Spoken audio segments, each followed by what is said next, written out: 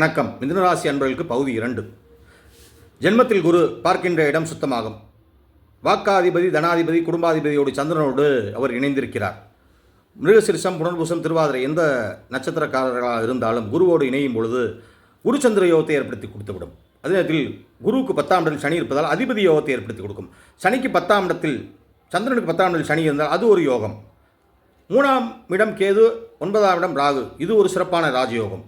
பெண் தெய்வ அனுகூலம் அதிகரிக்கும். காளியம்மன், மாரியம்மன் அருளால் மிகையான ராஜயோகத்தை ஏற்படுத்தி கொடுக்கும். அருள் வாக்கு கிடைக்கும். ஏதாவது நேர்த்திக்கடன் சென்றிருப்பீர்கள், அங்கே இருக்கின்ற ஒரு பெண்மணி அல்லது ஒரு சாமியாடி இருந்தால் அருள் வாக்கு கிடைக்கும். உங்களுக்கு தேவையான திருமணம் தடை இருக்கிறதே, குழந்தை தடை இருக்கிறதே, தொழில் தடை இருக்கிறது, இவையெல்லாம் நிவர்த்தியாகும் என்ற ஒரு அருள்வாக்கு கிடைக்கும். இதுதான் இந்த மிதுன ராசிக்கு ஒரு சிறப்பான தெய்வீக வழிபாடில் ஒரு சாட்சி பலன். பல பேருக்கு தெய்வ அனுகூல பலனை கொடுக்கும். தெய்வ ஆகர்ஷணமாகும். தெய்வ வழிபாடும் தெய்வ யோகத்தாலும் தெய்வம் இறங்கும். ஆக தெய்வ நிலைகள் கூடி வரும் காலகட்டங்களாக இருப்பதால் ஆண்களுக்கும் சரி பெண்களுக்கும் சரி பக்தி மேன்மை அடையும்.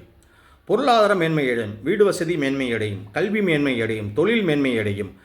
வீட்டுக்கு தேவையான வசதி வாய்ப்புகள், ஆசைகள், நிலையான ஆசைகள், நெடுநாள் ஆசைகள், திருப்தியான ஆசைகள்லாம் நிறைவேறும். ஆண்களால் பெண்களுக்கும், பெண்களால் ஆண்களுக்கும் யோகத்தை ஏற்படுத்தி கொடுக்கும். புத்திர யோகத்தால் சிறப்பான பலன்.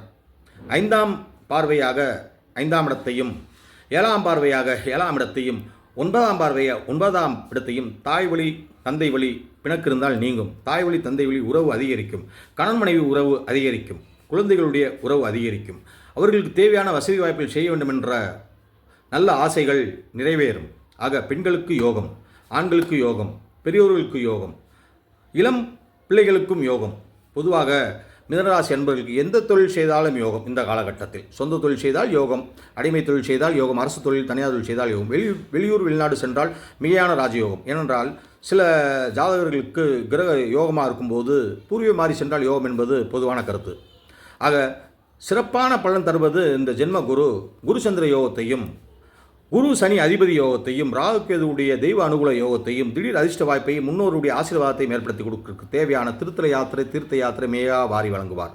ஆக வீடு வாங்கலாம், சொந்த தொழில் செய்யலாம், மேற்கொண்டு படிக்கலாம், திருமணம் முடிக்கலாம், குழந்தை பாக்கியம் கிடைக்கும். ஆக சிறப்பான ராஜயோகத்தை தருவதால் பொதுவாக வழிபாடு பலன் என்னவென்றால் நவ திருப்பதி வழிபாடு. தூத்துக்குடி மாவட்டம் நவ திருப்பதி வழிபாடு செய்து கொள்வது சிறப்பு பலனை தரும். ஒரு முறையாவது நவ திருப்பதி வழிபாடு செய்து கொள்ளுங்கள். 1.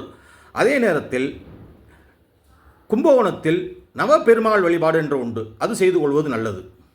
பொதுவாக முருகன் வழிபாடு செய்து கொள்வது நல்லது. நன்றி. தொடர்ச்சியாக காணொலியை கண்டு வாருங்கள், சப்ஸ்கிரைப் செய்யுங்கள். நன்றி, வணக்கம்.